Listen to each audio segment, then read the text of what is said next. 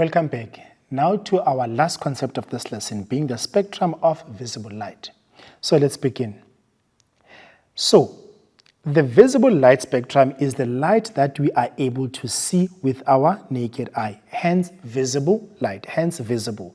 So because it's visible, we are able to perceive it, we are able to see it with our naked eye without the help of a microscope. So now, have you ever wondered why everything is colorful and not just black and white? So when you're seeing things around you, have you ever wondered why isn't this black and white, or why isn't this black, or why isn't that white? Because you are able to see different colors. You're able to see red, you're able to see yellow, green, and all those other colors. Have you ever wondered that why isn't that what I am seeing right now is not black, and also why is it not white? Also, have you ever seen a rainbow and wondered where these colors came from? So you've looked up in the sky after maybe a bit of rain, and then you saw a rainbow. Have you ever wondered where those colors are coming from?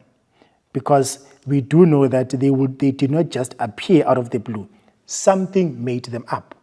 So the colors that we see every day are part of the visible spectrum. Remember, visible, we are able to see, able to perceive it. So everything that you're seeing, the colors that you are seeing are part of the visible spectrum. So now, what is the visible spectrum? So we should know that light radiates from luminous objects. Remember, these are the objects that are able to emit light, they're able to produce light. So light radiates from luminous objects and always travels in straight lines. Remember, traveling in straight lines, that means rectilinear propagation. So the white light that we see is made up of 7 different colors of the spectrum. So the white light that you're able to see, that enables us to see the colors that we see, it is made up of the 7 different colors of the spectrum. So what are those colors of the spectrum? We have them here: red, orange, yellow, green, blue, indigo, and violet. Or for short, you can say it is Roig-Beav. So this is your visible spectrum. So it's your red, orange, yellow, green, blue, indigo, and violet.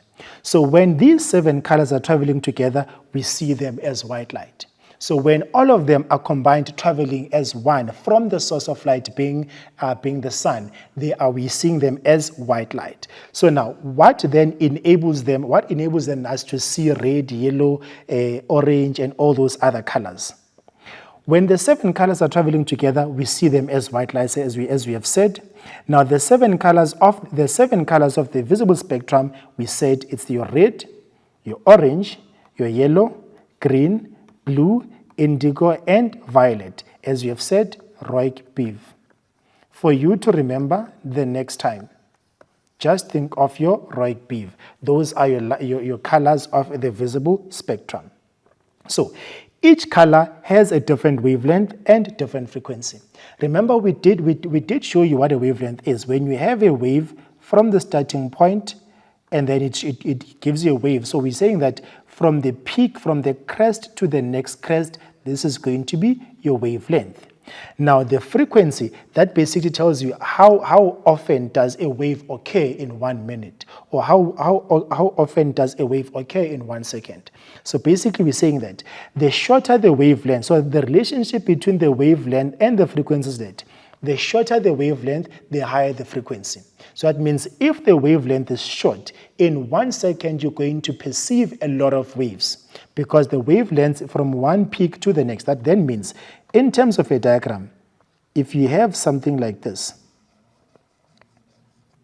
and we're saying that from this point to this point here, it's 1 minute, and from this point there to that point, it is 1 minute. That tells you that the longer the wavelength, there's going to be a less of the waves that you're going to be perceiving.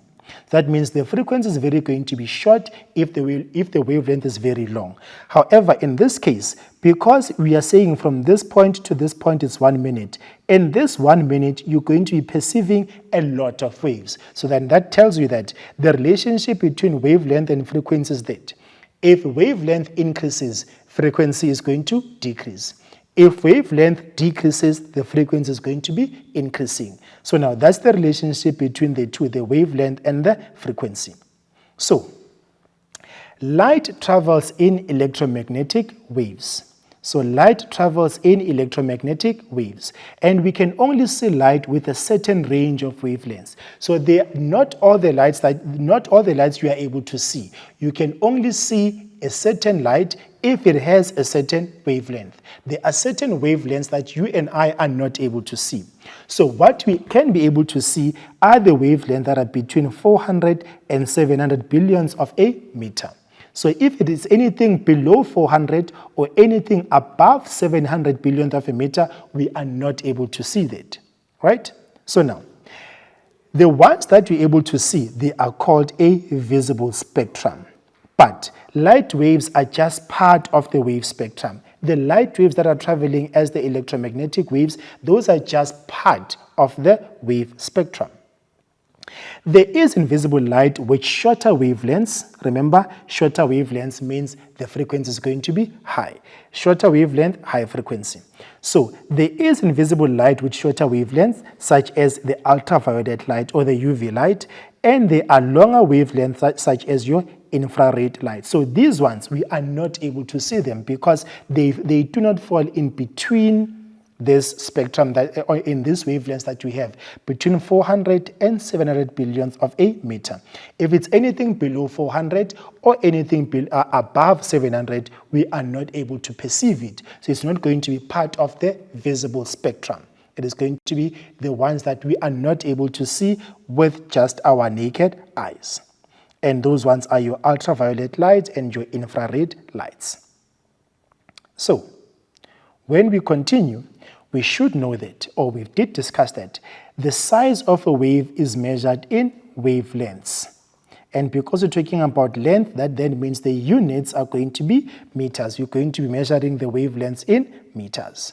Right. A wavelength, by definition, if you were to define it, that's now the distance between two corresponding points on two consecutive waves. That's now from peak to peak. So from this peak to this peak, we can say that this is our wavelength.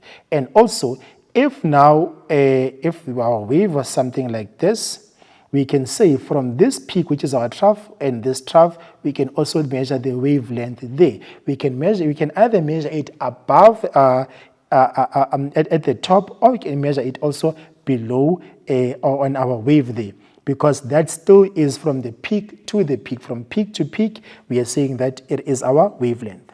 So we are saying that again. Normally, this is done by measuring from peak to peak or from trough to trough. So we can measure the wavelength from the peak to the peak or from the trough to another trough. Remember, there must be corresponding 2 points on two consecutive waves. We can't say that our wavelength, when we have a wave like this, that this point, and we're going to measure the wavelength from this point to this point here, because these two, they are not corresponding wave peaks. They are not corresponding. One is much higher than the other. They need to be corresponding, and they need to be one after the other. You can either measure it at the top or measure it at the bottom. If it's at the top, you're measuring at the crest. If you're measuring at the bottom, you're measuring at the trough. So now, the wavelengths of different colors of visible light are different lengths as shown in the following diagram. So we have said that all those colors of the visible spectrum, they each have different wavelengths, and they also each have different frequencies. The higher the frequency, the higher the frequency is, the shorter the wavelength. The shorter the wavelength, the higher the frequency. So obviously, because we have 7 different colors, they will each have different wavelengths.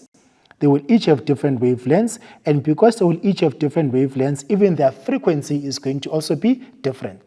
So which then means, if a wave has a long wavelength, as we have said, if a wave has a long wavelength, then it has a low frequency. So the relationship between the two is that when one goes up, the other one must go down. When wavelength increases, frequency must decrease. When wavelength decreases, frequency must increase. So if a wave has a long wavelength, then it has a low frequency. If it has a short wavelength, then it has a high frequency. So they have that relationship, as we can see from these two pictures here. This is going to be a longer wavelength, which then means the frequency of this light or of this wave is much shorter as compared to this one here. This one has a shorter wavelength as compared to this wave, so that means the frequency of this blue light, of this blue wave, is going to be higher than the frequency of this red wave. So on the 7 colors of the visible spectrum, we can now show the difference in terms of the wavelength and the frequency. So we have here that in the colors of the visible spectrum, the orange and the red, which are somewhere at the beginning of your 7 colors of spectrum, and then your violet and indigo, which are there at the end of your visible spectrum, they have differences in terms of the wavelength and frequency. So which then tells us that as you are moving, remember we said it's a Roig Beeve.